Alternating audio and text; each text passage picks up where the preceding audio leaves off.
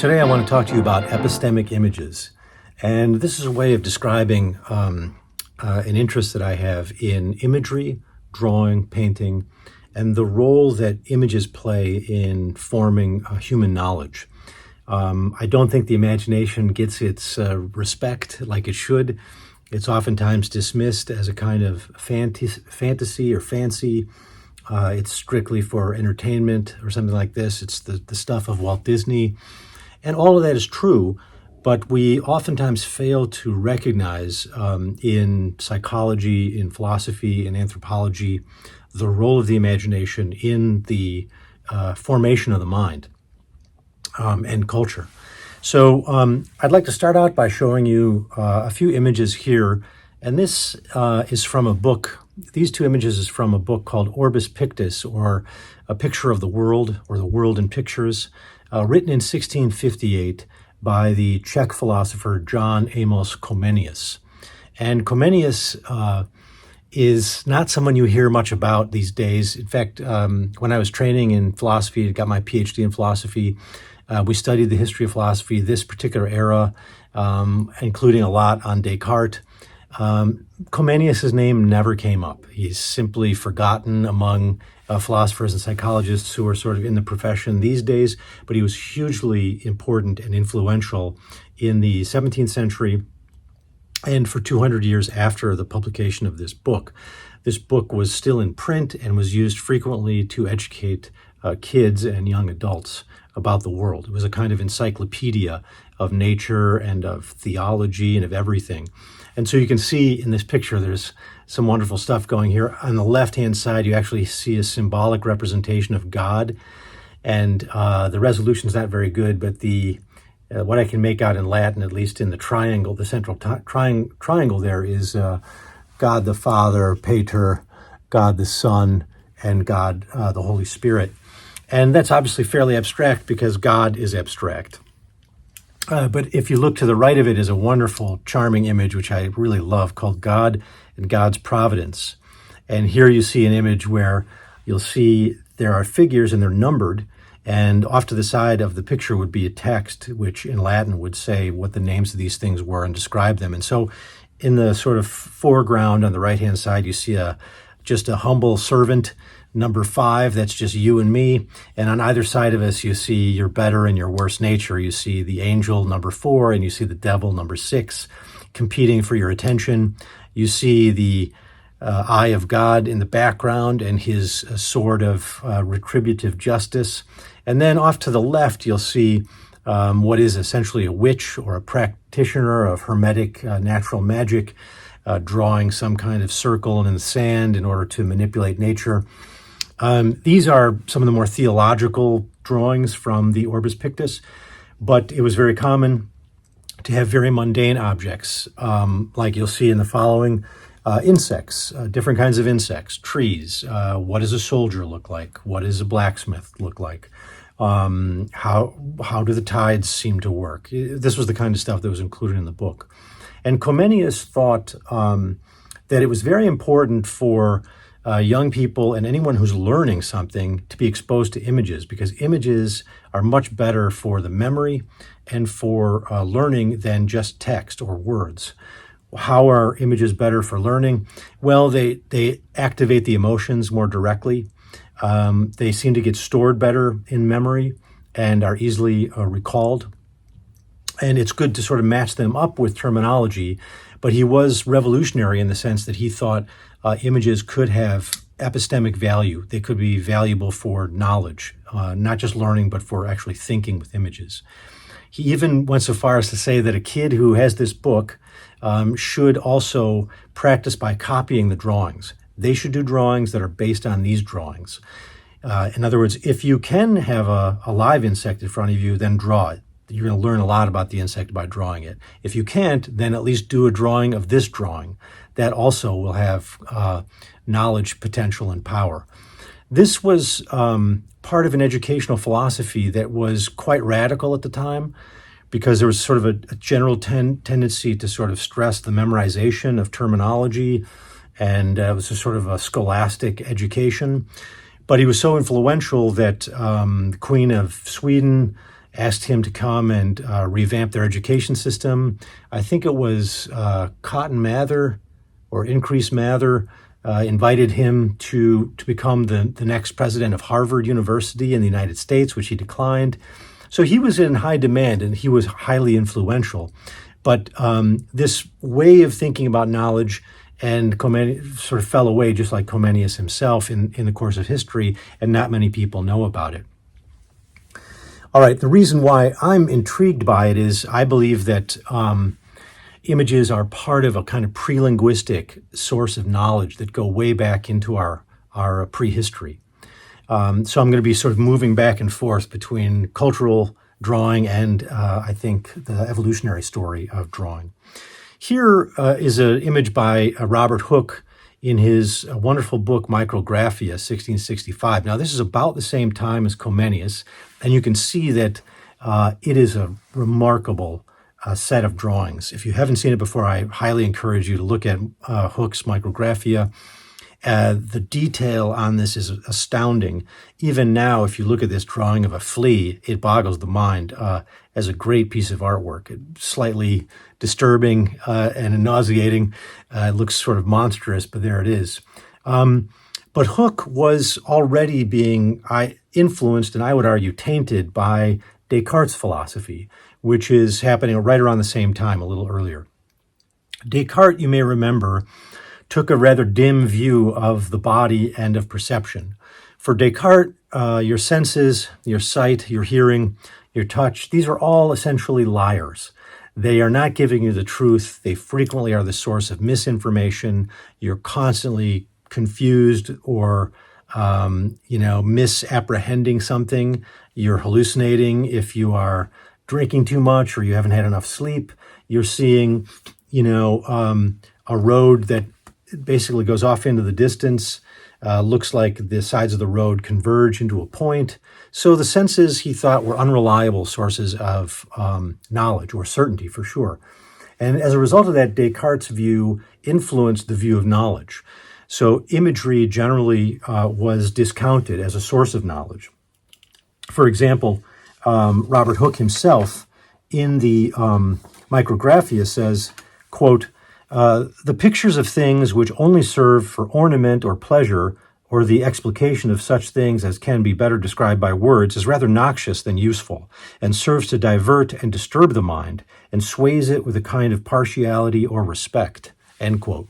So this shows you that Hooke is already saying, be careful about images. They are not a good source of knowledge and veridical information. They're oftentimes they stimulate the emotions, and in a sense, they're unreliable and mischievous in a way. This, I think, has a negative impact on the role of images in the history of knowledge. What I'm showing you now are petroglyphs from 3 rivers in New Mexico.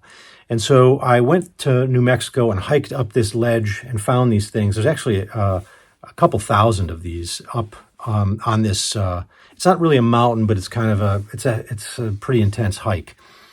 These were carved there by Native Americans, a tribe called the Jornado Margolin. And these peoples were carving these anywhere from a couple of hundred to maybe up to 500 years before Europeans ever arrived in New Mexico. Columbus had not even landed in America, and all these were all carved already.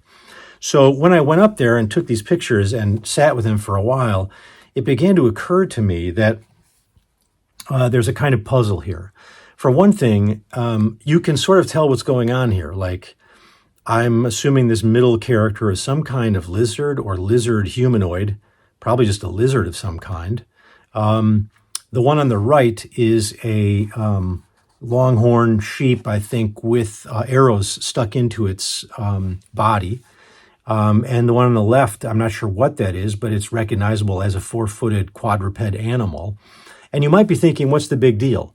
But you have to remember that these drawings had absolutely no European influence, which means none of the art that you've seen from the ancient world, whether it's Greek pottery or even the caves of Lascaux and Chauvet, all the way up through the medieval period, the Renaissance, they would have seen none of that. And yet, there's something very common and readable about the images.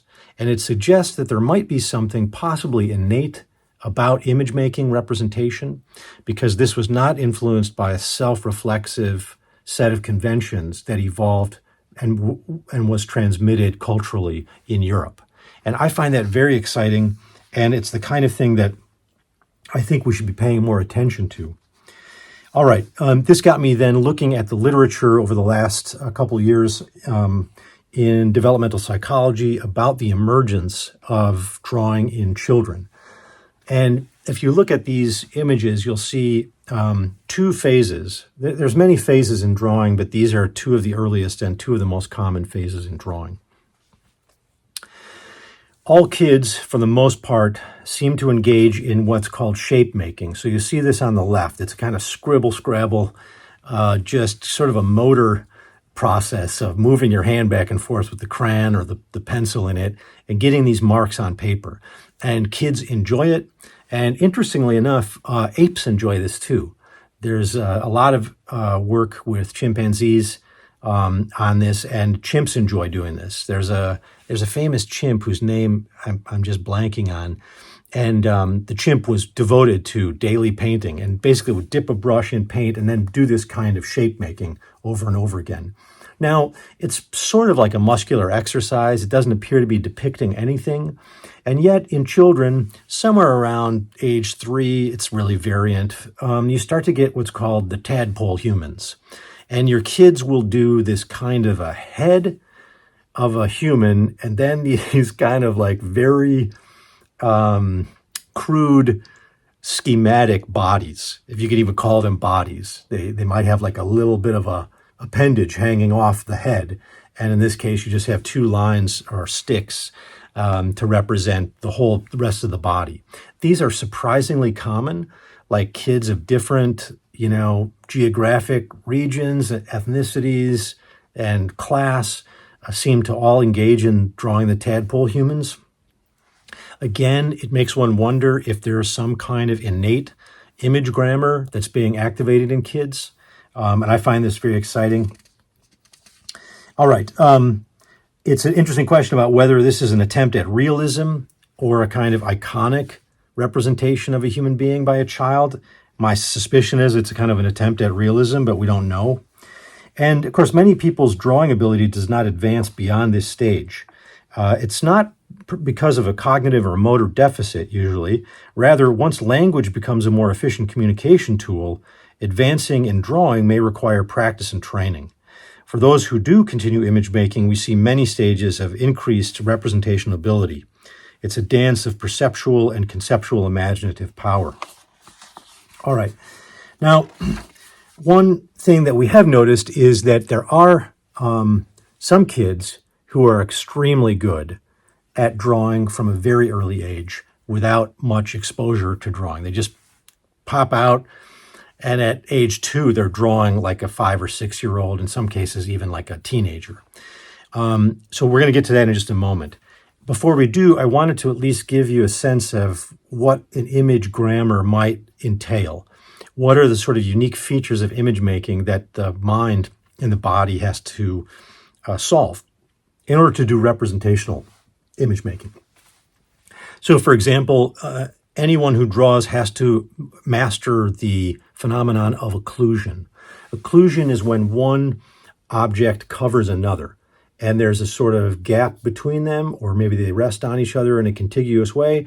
But if you can't draw that, you won't get anything that looks vaguely realistic. And that applies not just to like one leg hiding another leg, it applies to shadows as well. So an object there'll be an occlusion shadow very close to the object where the light disappears behind it. If you can't render it, it makes all your drawings look like tadpole children. Foreshortening, very difficult to master. Perhaps the most difficult thing of all in image making is linear perspective. We know, for example, that the medieval world either couldn't figure it out, couldn't see in linear perspective, which is more dubious, or didn't care to see in linear perspective because If you look at these wonderful medieval images or even early Renaissance images before discovering the sort of perspective treatises that came out of the Islamic tradition, you'll find European medieval paintings where, the characters are as big as the temple they're standing next to the church. The biggest person is, Jesus, who's like twice as big as the next person. And the person who's maybe almost as big as Jesus is the patron who gave money for the painting.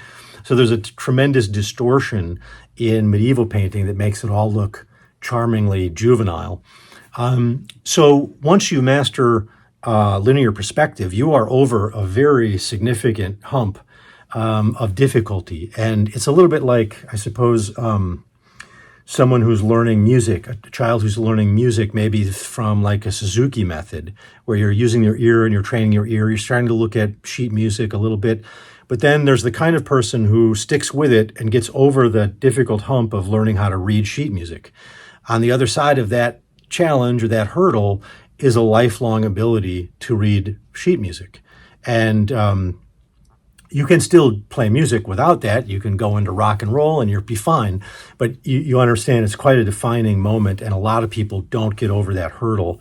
And as a developmental hurdle, I think it's an important one. Diminution is important. Things that are far away are smaller. Things that are closer to are bigger. That might seem just almost stupidly obvious, and yet it's not.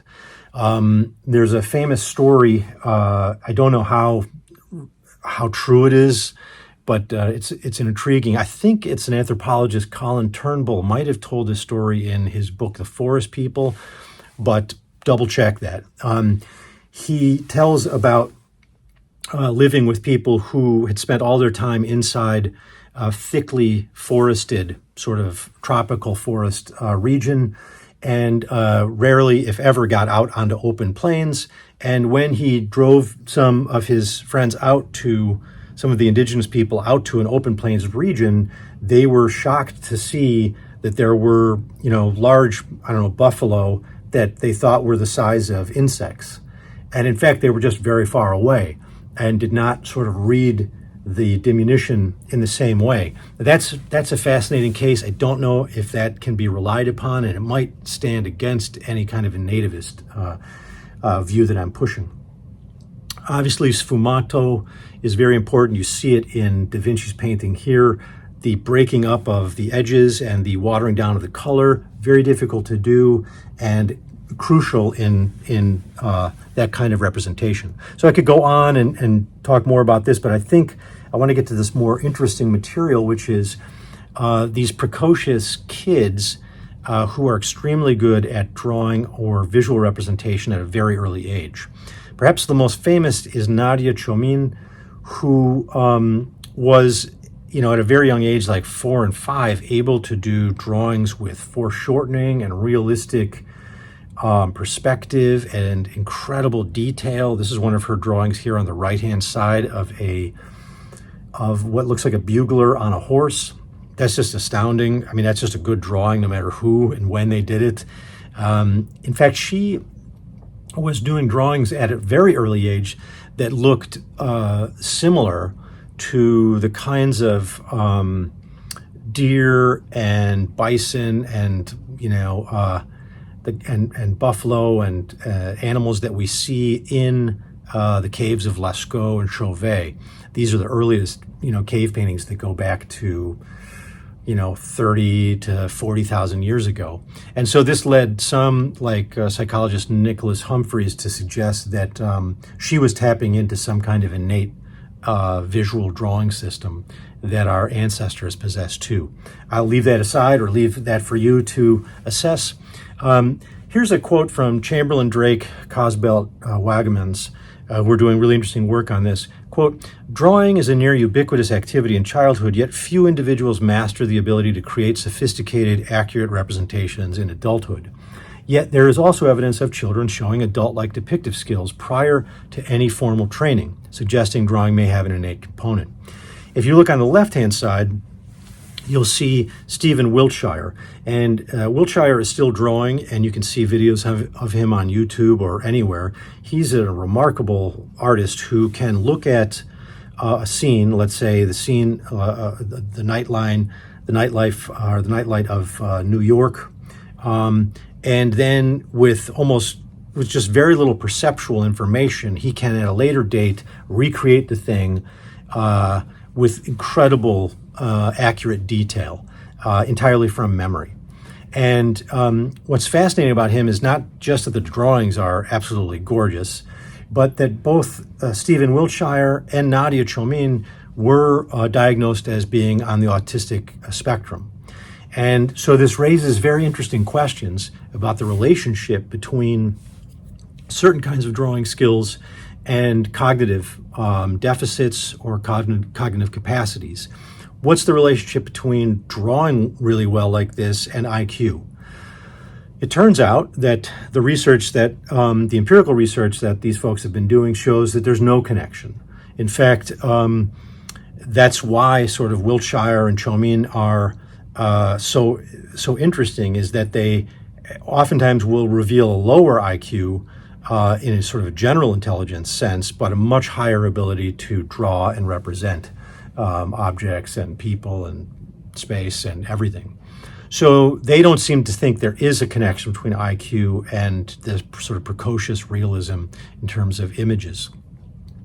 What they do seem to have is local processing bias. And this is sort of a way of describing how people who are on the autistic spectrum are very good at analyzing and focusing in on the small details and not as good at the large holistic picture of things. And it's pretty clear that these artists share this sort of cognitive orientation with other autists. And I will sort of back up for a moment and just say that there was a test devised in, I believe it came out in the 1920s and in the 30s, and it was used, I think, all the way until the 60s. It was a drawing test for IQ, and it was called Draw a Man, the Draw a Man test. I mean, later, I think renamed as Draw a Person IQ test. And the prompt was just draw a person with as much detail as you can. And so they would give this to kids, and the argument was that this was a kind of measure of how smart the child was. The more detail, the more accuracy was a reflection of intelligence. As I said, current research suggests that there is no such correlation, and that test has fallen on hard times and is no longer particularly useful. Let's talk a little bit about some of these issues of, I think I want to just stay with this idea that there are these different forms of drawing, and just show you quickly a kind of demonstration, if I could. Some people will draw in a holistic way by doing sort of a shape of the head, and then a very vague shape of the eyes, and a place where the nose should be, and a place where the mouth is, and then they'll keep coming back to the whole drawing and slowly bringing it more and more into focus as they go. This is so that they make sure that the spatial relationships are correct, and you're not violating, some basic sort of rules of face construction, but you bring it into being sort of from the ground up in this very sort of gradual, holistic way, working towards the details at the very end. That's quite different from this style of drawing that you see in Stephen Wiltshire and others. If you look at Instagram or Facebook, you'll see many people. I follow a lot of artists, and they post their drawings in process, videos of their drawing. There's some people doing this sort of from the holistic to the detail. This is sort of how I draw. And then there's other people who start with the eye, and they stay drawing that eye until it's done. And then they move to the next eye, and they start drawing that eye until it's done. And then they move to the nose. In other words, they're basically approaching the thing one detail after another detail in a serial fashion. Those artists are shocking when you see them draw, because it looks almost supernatural and miraculous what they do. but there seems to be a different cognitive and perceptual style that's happening in these cases. All right. So, what are the perceptual, attentional, or cognitive advantages for artists? What are the things that they seem to be able to do that non-artists do not do? And so this is very much cutting edge stuff. No one really knows. We're in a speculative phase of this research. People are making these suggestions, but a lot of this stuff has not been empirically tested. Some of it has. The first one is that the artist has an ability to overcome shape constancy. What does this mean? Most people, when they see an object like, like a plate, a dinner plate, they see it as a disc, right? But you cognitively or conceptually will hold on to that idea of the disc, of the plate as a disc, even if someone is turning the plate in front of you. So if you turn a plate, sort of a little bit at a 3/4 edge, you get sort of an elliptical, oval shape. If you turn it on its side, you get something more like a straight line. And yet your perception is so theory laden that you tend to see it or think of it or consider it as a disc. And the suggestion is that artists are able to overcome this shape constancy assumption, and that allows them to actually see the real shape that's in front of them. So it actually increases their perception of shapes in a way that the rest of us have a hard time. There's some fun examples of this, like if you see a cup that has a handle on it. Most kids, once they see a coffee cup and it has a handle on it, every time they draw a cup, they'll draw a handle on it.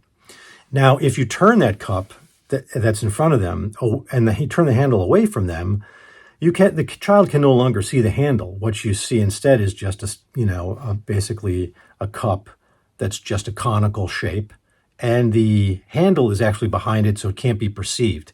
Most kids will still put the handle on the cup because conceptually they expect it to be there. They are thinking about what a cup is, and so it goes on. There's a certain kind of person, the artist, who actually stops themselves from putting the handle on the cup and instead just tries to attend very carefully to what it looks like. And you don't see the handle, don't draw the handle. That's a kind of overcoming of natural cognitive biases that we have.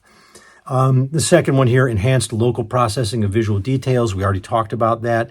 That seems to be fairly common. Reduction in holistic processing, better visual memory, that may or may not be true.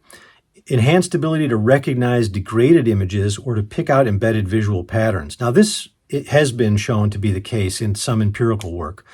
In other words, if you take a photo and you blur it and blur it and blur it until eventually it's just a couple of colored shapes, most people can't tell what it is.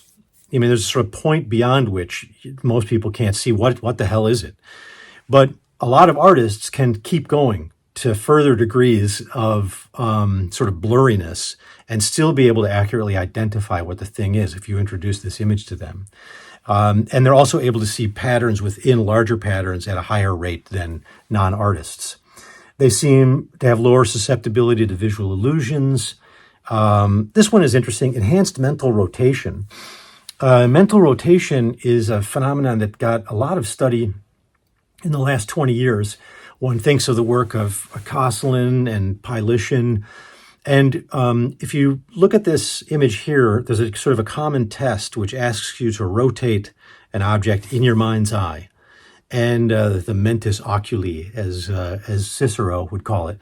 So you see a pair of block type shapes here. Look at A, you'll see an image on the left and an image on the right. And B, you have the same thing, C and D. And the question is asked, is the image on the right the same? Is it the same object as the one on the left, only it's been rotated? And it turns out that artists are better at identifying when it's the same object that's simply been rotated. And some of the rotation is quite extreme and strange. Like, I think this top one, the pairing of A, I believe that's the same object, just rotated. Whereas I believe in the C pairing, I think you're actually looking at two slightly different objects. And so that's the kind of test that's been done. Artists tend to do better on mental rotation. And this is fairly important because it might actually be a large part of our thinking, our spatial thinking in particular, not just for image making, but just how we sort of move about in the world. All right, so these are the kinds of things I'm interested in. And then the question is why? Why get so obsessed about image making and artist cognition? Because I believe that image making is a kind of window into the mind itself. And I'm sort of treating the imagination in general as a philosophy of mind. And increasingly now I'm thinking about visual imagination as a window into the mind, as part of that, as one window among other windows. I think if you look on the left-hand side, I've listed the dominant assumptions about how the mind works. And then my own views are sort of more on the right-hand side, which are that there's a kind of different sort of mind-embodied cognition that hasn't gotten the sort of same attention until quite recently. All right, on the left, let's just tick these off so you can see what I think the dominant assumptions are that are by and large wrong or incomplete. The first one is that the mind is a collection of preset modules. It's very common for evolutionary psychology to go this route.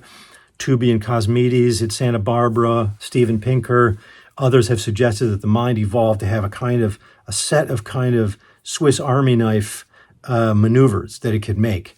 And it solves certain problems in the environment, and it doesn't require a lot of conscious cognition. They're fairly automated, but they're very deeply rooted.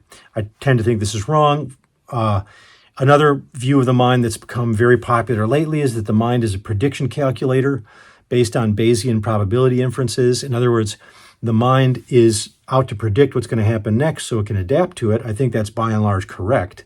But the model that's come to the fore in philosophy of mind circles and in cognitive psychology circles is that the theorem that a 18th century mathematician named Bayes came up with, a statistical theorem, is what the mind is doing. It's taking prior data and then making a kind of prediction about what's going to come next based on that prior data and solving it as a sort of statistical probability problem. I don't think this captures the texture of thought, the texture of our mental processing at all. I think it's a very clever sort of rational reconstruction of what the mind is doing, but I don't think it's actually how the mind works. Another way of thinking about the mind, very common to us all, is that the mind is a digital computer, a binary system of ones and zeros, where you have a sort of a Boolean system of gated electrical impulses, and the assumption is that somehow the brain functions like this. And this also extremely popular, but I think wrong. The mind is produced by language, either a natural language, like when you learn a language, you now have the kind of mind that can use these words that you learned, or it's a kind of lingua mentis, which is a kind of deep grammar that is innate and part of the evolved cognitive equipment, and the spoken language that you hear is simply activating it, that deep grammar. Those are views where mind is produced by language, and even though I'm sympathetic to some of that, I think they're starting way too late in the process of both evolution and the individual child's development to start talking about the mind as the result of language. I think you have mind much earlier, because the mind really comes out of the body and things like images. And finally, the imagination is simply folk psychology, reducible to other cognitive systems. That's a fairly common view. It has been, at least until very recently.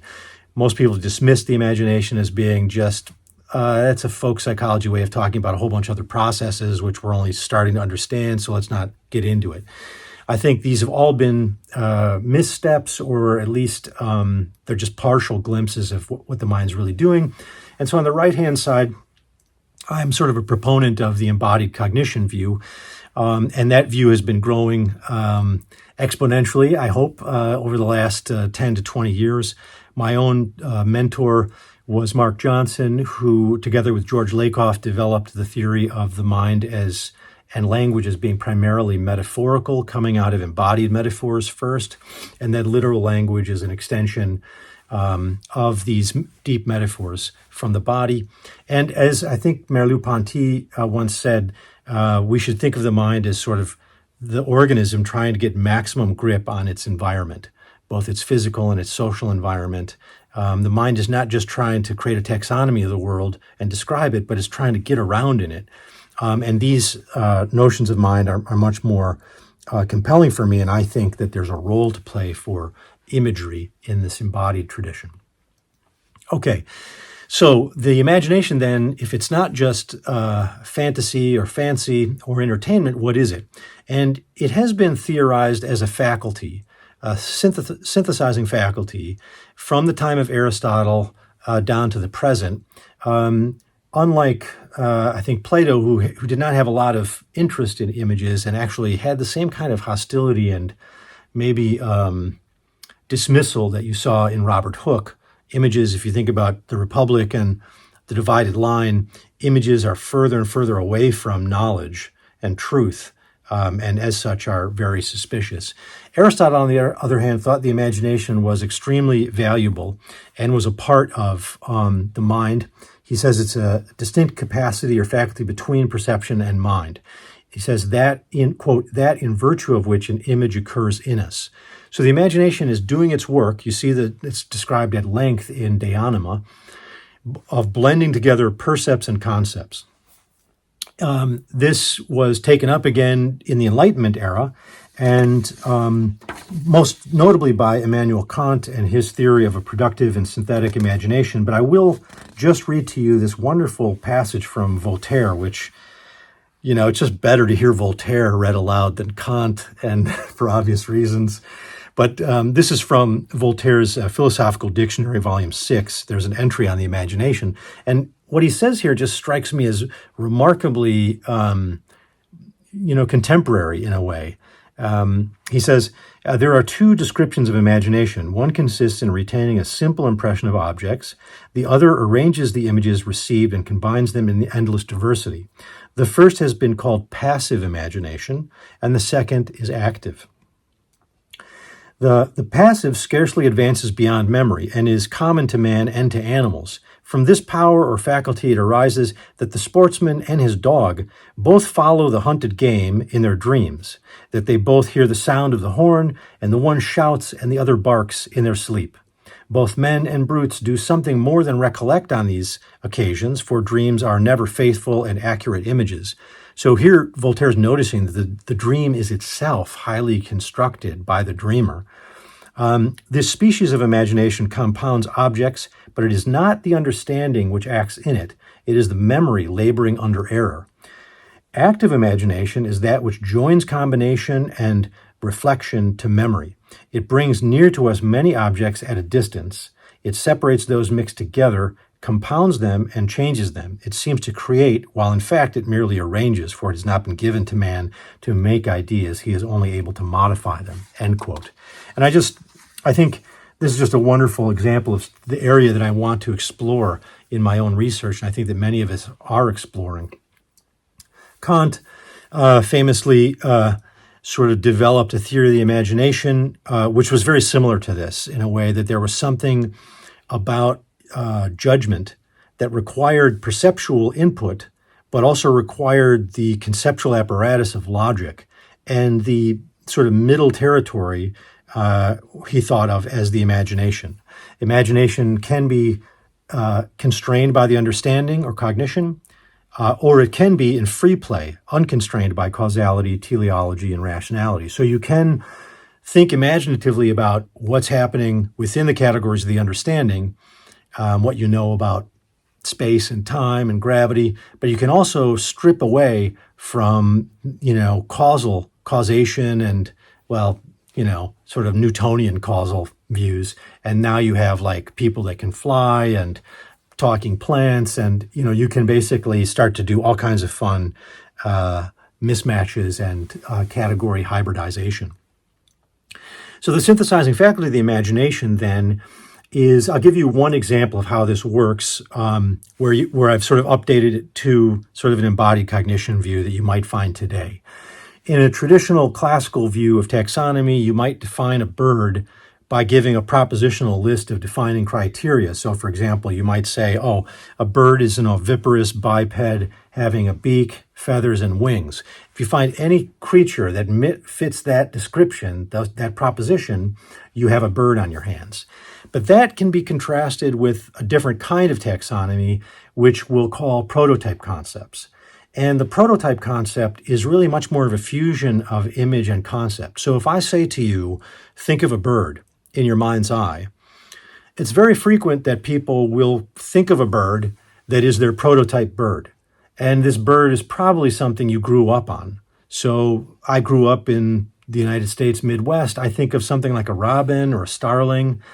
That's sort of my prototype bird. And then I sort of start thinking of other birds almost as radial connections to that central hub.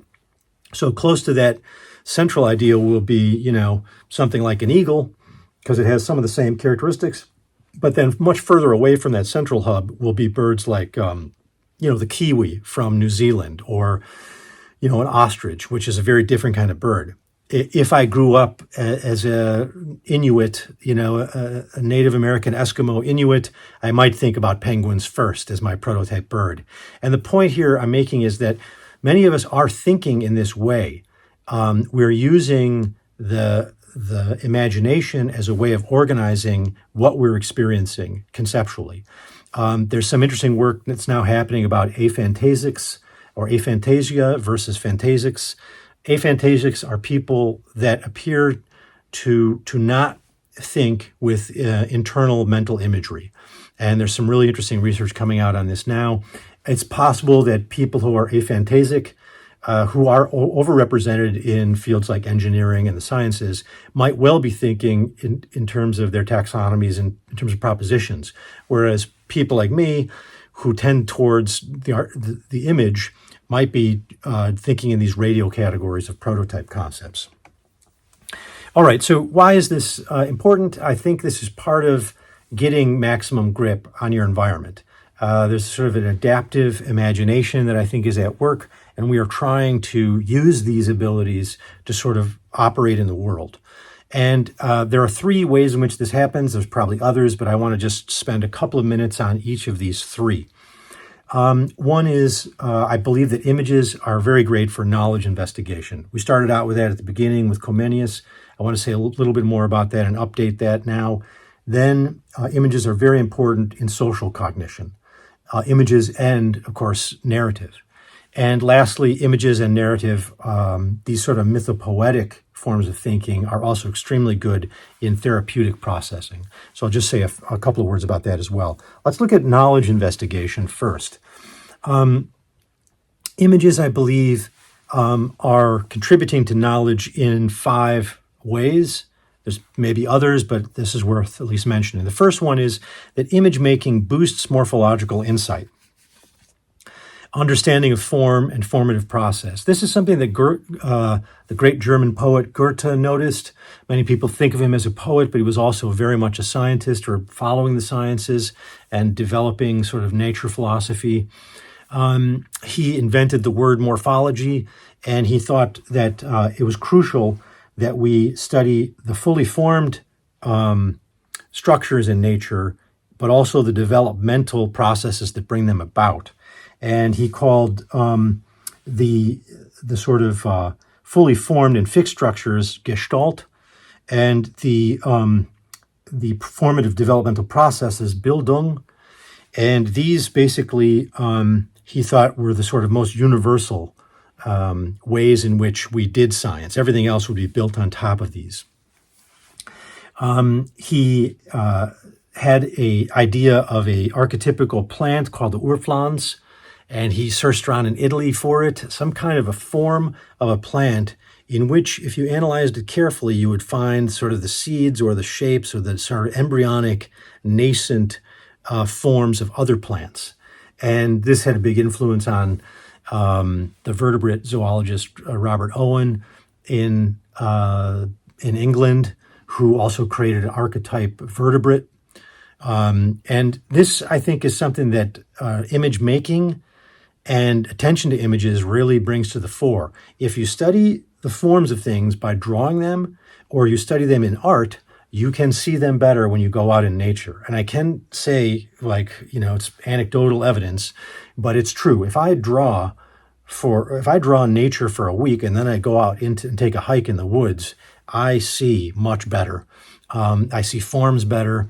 I think I'm seeing the morphologies better.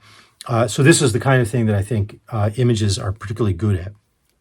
Number two, images act as gestalt-like networks of affordances or use scaffolds. So it's not just that you can describe the object better, but as you know, animals are navigating the world through affordances.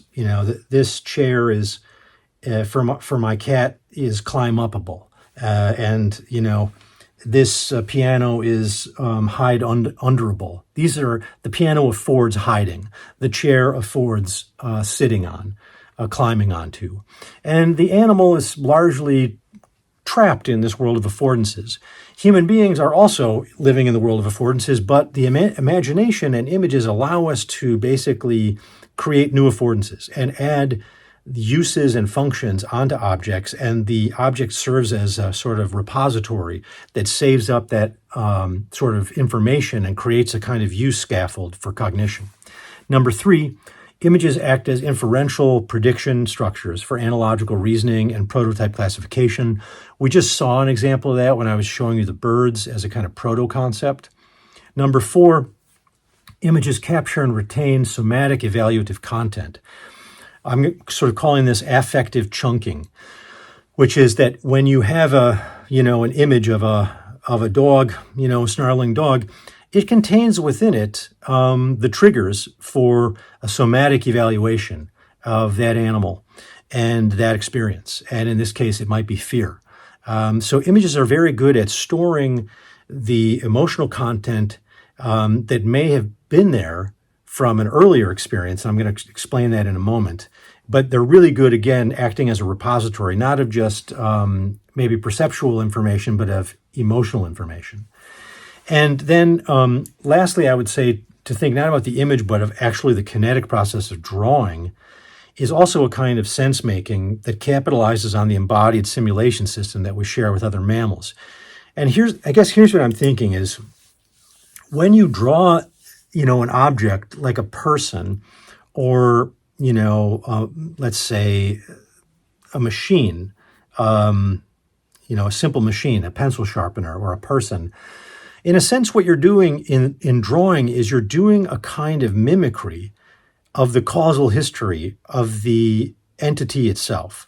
So if Aristotle's right in that we come to understand things by understanding like a nexus of causal relationships, maybe formal, maybe final, maybe material, and maybe efficient or moving cause, then it's sort of the drawing of an object that takes you through the moving causes. How is the thing assembled? How are the parts inside the whole? How does it move? You have to be able to understand. So this is a little not as well worked out in my head, but I'm intrigued by this as a sort of that drawing is a kind of tracking or tracing of the causal history. All right, social cognition. How is it that images are very valuable in handling the social environment? Let me quote there's some interesting work coming by Felsberti and King.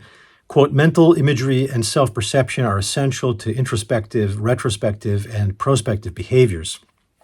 And so to summarize this, I'm not going to spend too much time on this. In addition to direct perception, humans explore and fit themselves into their social niche through imaginative virtual scenario construction. Such social cognition is mythopoetic.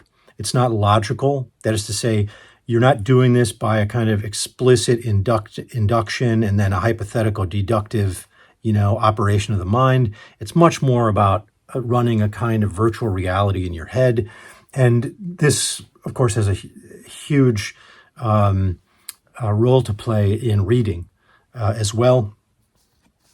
And then I just want to say a word about therapeutic processing and the role of creative visualization or imagery. We know from the last couple of decades of therapeutic psychology that dealing with trauma can be done in part through creative visualization.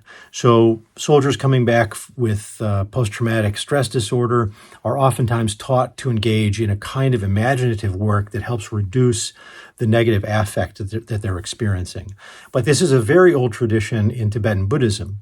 As I think many of you know, in other Buddhist traditions like Zen, Buddhism from Japan, or the Theravada Vipassana tradition in Southeast Asia, there the goal is to sort of try to rid the mind of images, representations, imaginings. You're trying to basically empty the mind, bring it entirely into the present moment, and in a sense, achieve a kind of field consciousness. But in the Tibetan tradition and in Bhutan, there you're taught to sort of use the imagination in these kind of interesting meditations designed for therapeutic advantage. So it's very common. There's a famous sutra about imagining a sort of learning tree, and you sort of almost like a memory palace. You meditate and you put very important inspirational leaders from your life on the branches of this jewel tree. And then when you meditate, as you get better and better, you can go to these internal gurus and you can talk to them and get advice from them. And you might gain insights in this way that you could not have understood entirely on your own in day-to-day consciousness.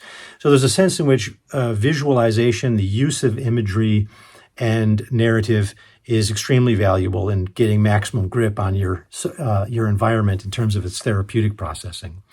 One interesting example comes from a work by Jenny Hamilton on monster therapy. This is something I'm sort of interested in on the side, which is she has a number of patients who, and the literature shows that many people who suffer from the onset of an anxiety attack or a traumatic stress disorder attack will actually see it in terms of a monster that arrives either within the field of vision in a phenomenological way or within the imagination.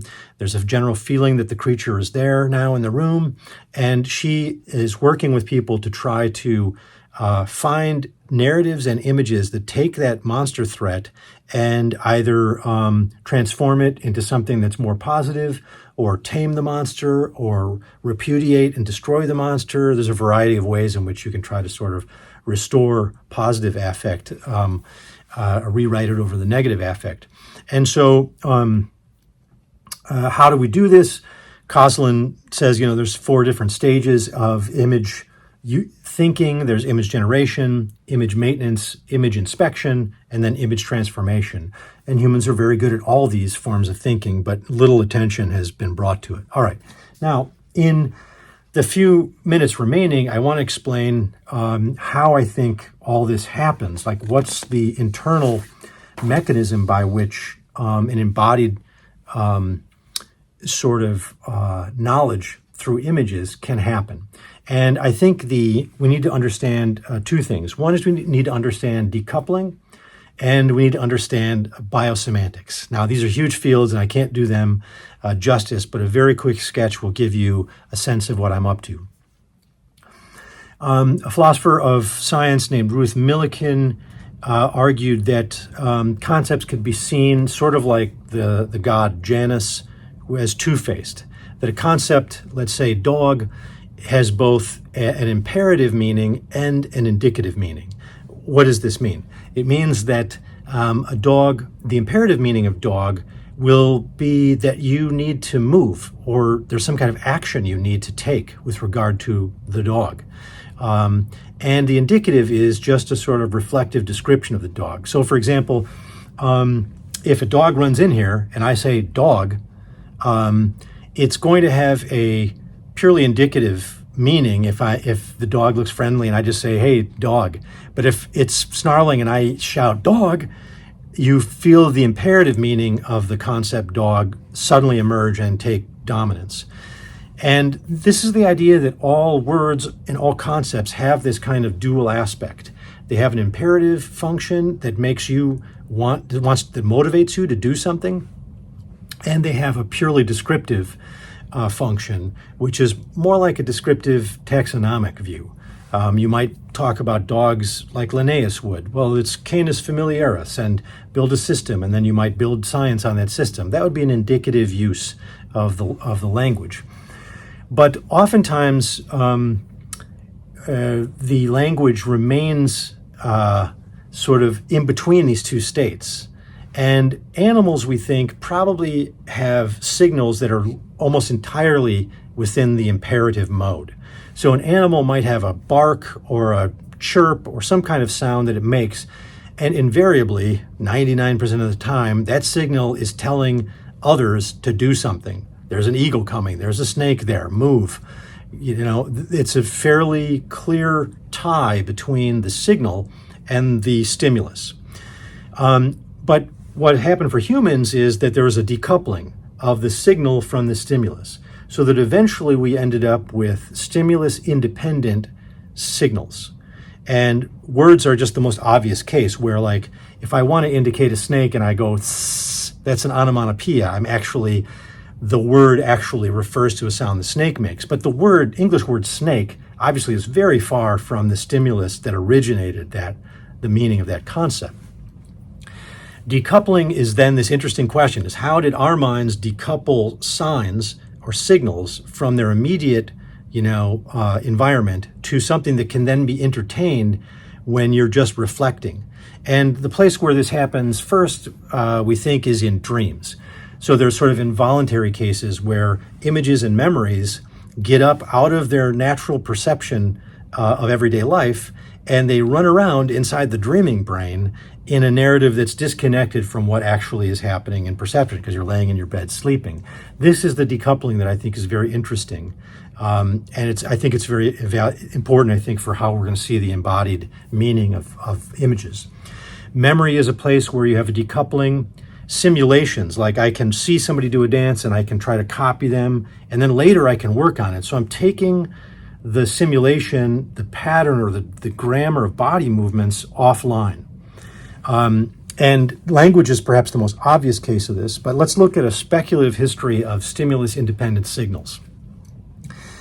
Let's start on the left-hand side. If you look at this could be sort of an ontogeny story or a phylogeny story. I think it's sort of both. On the far left, you see automatic animal vocalizations creating signs or symbols that are communication. But you also see in the great apes a kind of hand gestures that emerge maybe close to stimulus, but eventually become decoupled from stimulus and can be used for other purposes. So, for example, when an ape is being troubled by insects, it scratches itself. It grooms itself by scratching itself. But in fact, many apes now use a movement like this to show to another ape to ask to be groomed. And that's a very interesting decoupling from a stimulus response behavior that's sort of conditioned to basically using that same behavior as a symbol. I think, things like dance and music are evolving at this time. If we get to the hominin clade, craft making, mental templates. So if you look at Oldowan technology, you'll see that by and large, human beings are making the same stone axe for about 1 million years. It's like sort of pointy on one end and a big round stone on the other end. Not much change. But the Acheulean industry, which is from about 1 million years ago to about 300,000 years ago, incredible diversity of more complex tools. And the argument that I would make, and here I'm following the philosopher Kim Sterelny, is that this is where craft making allows us to take all kinds of physical movements offline and to develop them into teaching. And teaching and learning then becomes this craft making process of task grammar. And this is where iconicity happens, where drawing can happen. You still, I think, at this point have push me, pull you language. Things like motherese is a kind of proto-language for soothing. As Robin Dunbar pointed out, he thinks that early language evolved as a kind of social grooming at a distance. So that's a very imperative use of language. And then finally, more recently, and we don't quite know where to put the date on this, you get the emergence of a more indicative language. And then way out here on the right, you have reading, which is, this sort of a much more rarefied or attenuated form of signal. But notice on the bottom of this chart, you have something that's tying it all together, and that is affect or emotion. There's a homeostatic emotional system that's there at the beginning, and it basically continues all through this process. And this, I think, is crucial. There's not enough time to sort of get into this in depth, but I will refer you to the work of neuroscientists, affective neuroscientists, Jaak Panksepp, Antonio Damasio. And then let me just say a word or two about this kind of conditioning, which is very important. How does the visual world of motion and perception get tied to the motor world? And there's really a triangle between the perception of the object, the feeling state or affective state, and then the motivation or the motor potential of the organism. And these three all happen together, and there's really interesting work coming out now. I refer you to Cecilia Hayes. Her work on matching vertical associations suggests that there's a kind of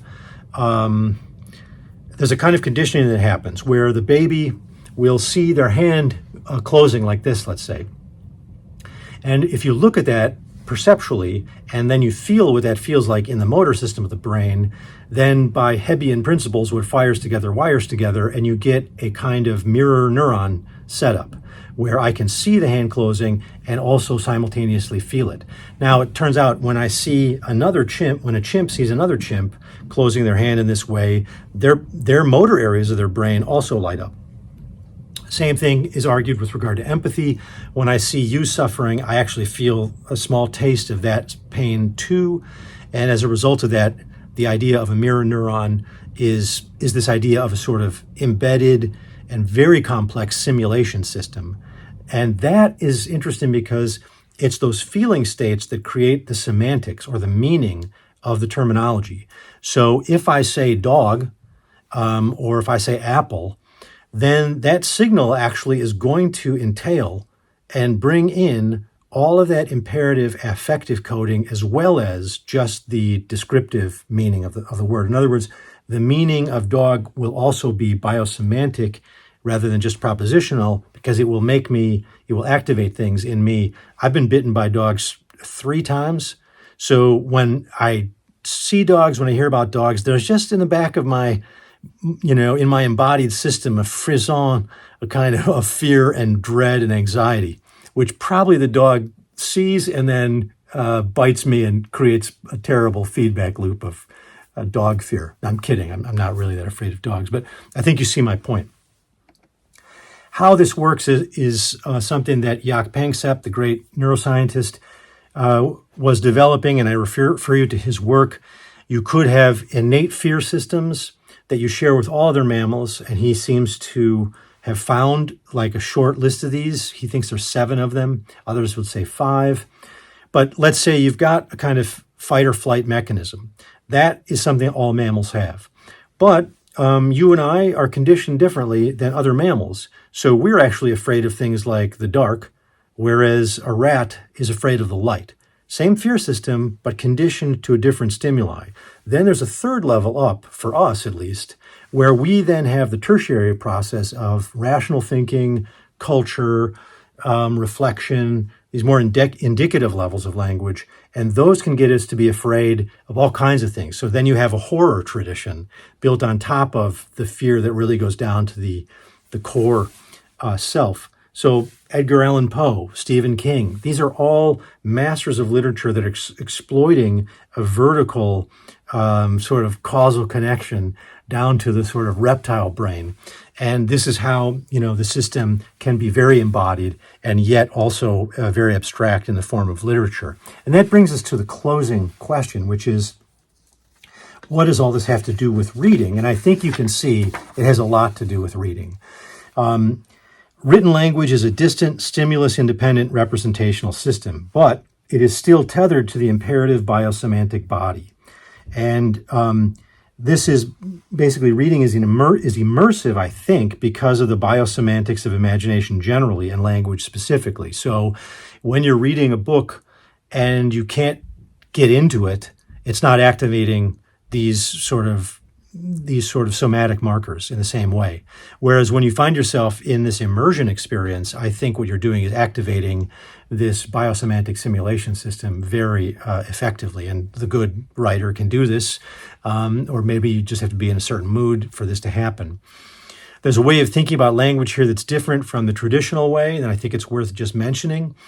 Most people thought about language as being primarily indicative, at least in the philosophical circles of the sort of 20th century and maybe even up to the present.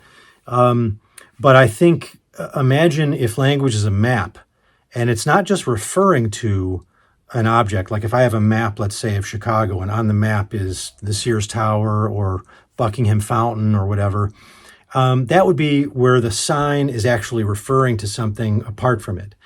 But instead, imagine if the map actually has a little part of the Sears Tower or Buckingham Fountain in the map, and there's a little bit of water from Lake Michigan in the map. So what you're doing then when you encounter the map of language is you're actually having these somatic capacities activated by the thing itself. The word dog actually has this imperative quality to it, and that's how I think reading can be extremely immersive. It's not that you have to do an inference to your emotional self. The words and the language are really activating simultaneously the emotional self. All right, that's probably enough on this topic, and so I'll bring my comments to a close there. Thank you.